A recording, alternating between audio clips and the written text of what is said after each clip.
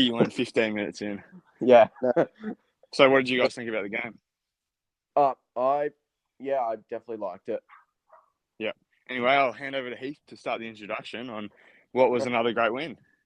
Okay, so hi guys, welcome to an episode of the Mighty Melbourne Stars podcast. I'm Mighty Melbourne Stars, and I'm joined by my co-hosts as always.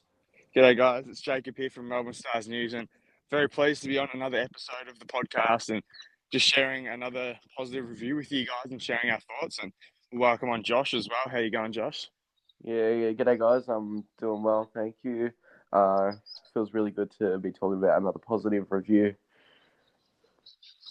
Yeah. No, it does, and we're really looking forward to hopefully a couple more. 3 games left in the season, but I'll let you take it away, Heath. What do you have to say? Okay, so I'll be recapping the game for just a little bit. So the Stars, we win the toss, decide, you know what, we're going to send our pesky Melbourne rivals in to bat, and they made 168, and we were struggling early. We were 3 down, and we thought, oh no, not again. We've blown our lead. And then blown our chances of winning. But thanks to Duckett, Stoinis, Maxi, and Cartwright, we managed to get the job done. What was the most pleasing thing from the Stars' perspective, from you guys' opinion? I definitely think. I think the most pleasing thing for me was.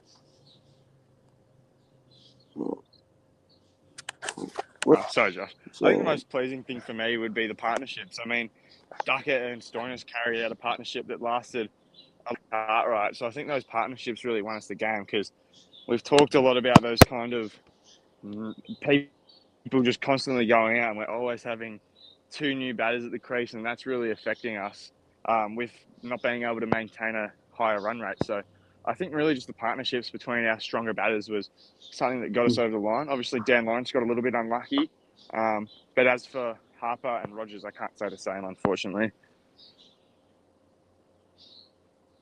Yeah, definitely. I got to agree with that. And also that we didn't just rely on the one man to try to get the job done. Our 4 main batters stepped in. They batted big, they batted good, and also our bowling lineup. They bowled pretty good.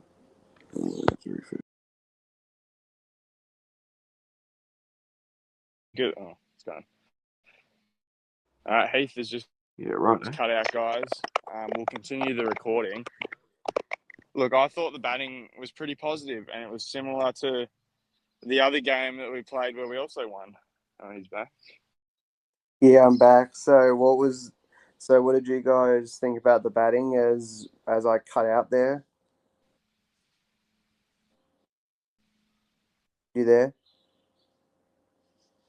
He's sliding back in, guys, but we'll continue the recording. Josh, what were some of the positives from our first innings when we were bowling? Yeah, I think some of the positives for the bowling lineup was definitely we were able to keep them at a low score early on in the innings. Some of the negatives is that we let them get some runs late, but a few players that I enjoyed watching was definitely Joel Paris, Mark Steckity, and Peter Siddle. No, that's very good. I think he left, but no, I think it was pleasing that we managed to keep them to 168. Obviously, I wanted them to get them back to 150, but no, 168. I would take that. What do you reckon needs to be improved on the most? Because I liked that we got the win, but it wasn't very convincing in a way. Like, we left it too late. Yeah, definitely. I was getting a bit nervous myself when we were getting late in our batting. I think we should have possibly taken power surge a little bit earlier. And our bowling, we need to stop letting batters really get runs. Yeah. No, that's good. So we'll wait till Jacob comes back on, as there's been a bit of obviously a bit of technical difficulty. Sorry, Stars fans. So what was your key moment or standout, or sorry, key moment for the game against the Renegades? Key moment. I think a lot of people are going to agree with this. I definitely liked watching that catch from Maxi. That was an amazing catch. Oh, definitely. That was very good. I'm gonna say the key moment was when the wickets were falling, when it got to Maxi and Cartwright, they just stood up and they put on 42 runs of 21 balls between them and got us over the line. Cartwright 6 was amazing, and we just looked like we're unstoppable right now. Obviously, 3 games to go. We were fantastic in the Renegades game, and we just have to continue our momentum. And momentum is one of the most key things we have to take from the game. Is we won, but we have to keep on winning, as we can't get complacent. Yeah, definitely. Momentum is a big thing on Big Bash. We won against the Heat, and we took that against the Renegades. We won. So hopefully we can take that against the Sixers next game. Obviously, they're going to be looking for a win. We're going to be dangerous and wanting to win every game possible. So it's going to come down to, do we really want to be in the fight in the finals, as we started off slow and we're coming hard towards the end? What do you reckon needs to change in order for us to get to the finals? As we're close, we just need to keep on winning every single game from here on in, as there's no excuse to drop one. Yeah, I think definitely keeping the same team lineup. I know Dan Lawrence is leaving because we've got Tom Curran back in, but other than that, keep the same lineup and definitely go and play with that momentum. How we've done it in the past 2 games, and last game against 76ers, we almost bet them. Yeah, definitely. If it wasn't for Vince, if we had got him out early, we would have won that game. But obviously, we learnt that we are capable of making a decent total, and we couldn't get the job done. But that was that. We're both different teams. They're a different team. We're a different team. We're in form. I would argue they are out of form, as we need to get the job done. There's no excuses. If we if we drop all our 3, then it'll be a wasted year. But if we somehow win all of our 3, we're going to be right in the mix. Yeah, definitely. From here on in, we cannot lose another game. Like, if we lose another game, that's season over. Right now, season is on a thin piece of string, and we're Yeah, still holding it. yeah, definitely. We just have to get the job done. There is obviously no room for error. We like to get a win. We have to. We just got to keep on winning. And I know the coach and Stornis knows that. I think every player knows that. We just need to turn up with the right attitude, fielding, batting, and bowling, and should get the job done. And it's not going to be easy, as we have the Sixers, but it's our home turf.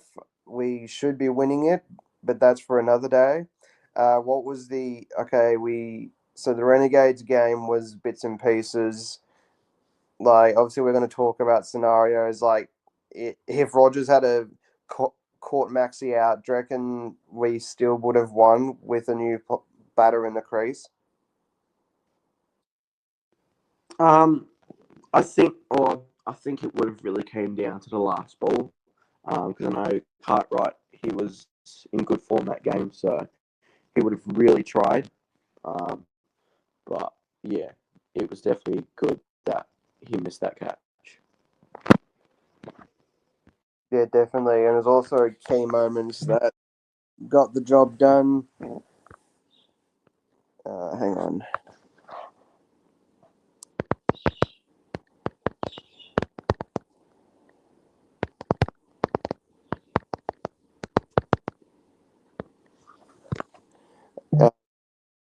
I have to do it without me. Okay.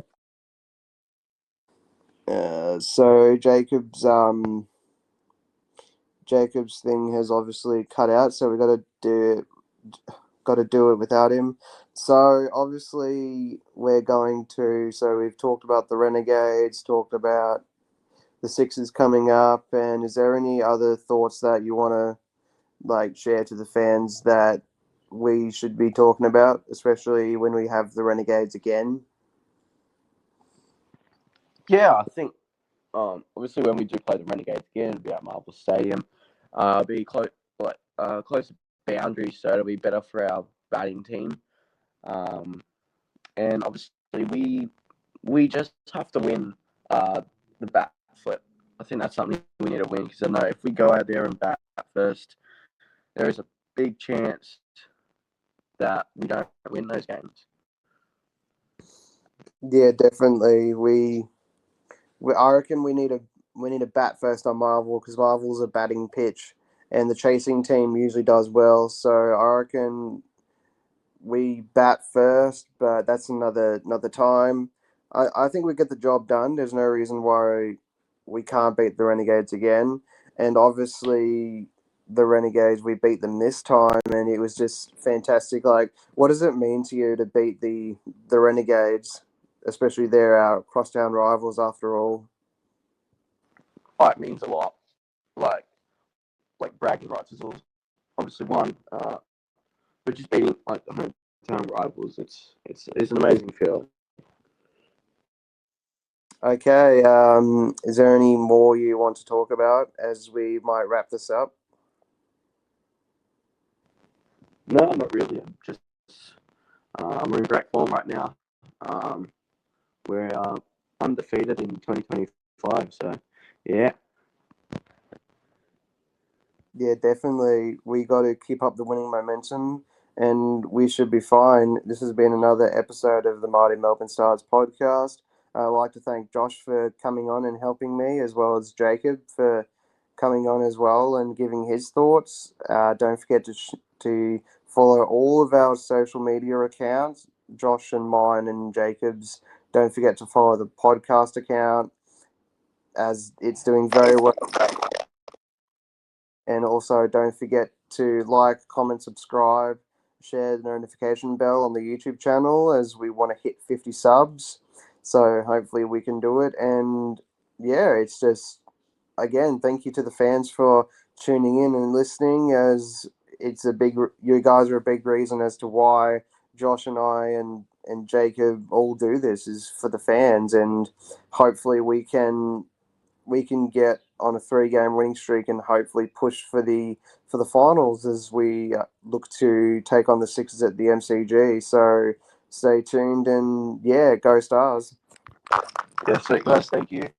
Yeah, go Stars. Cheers.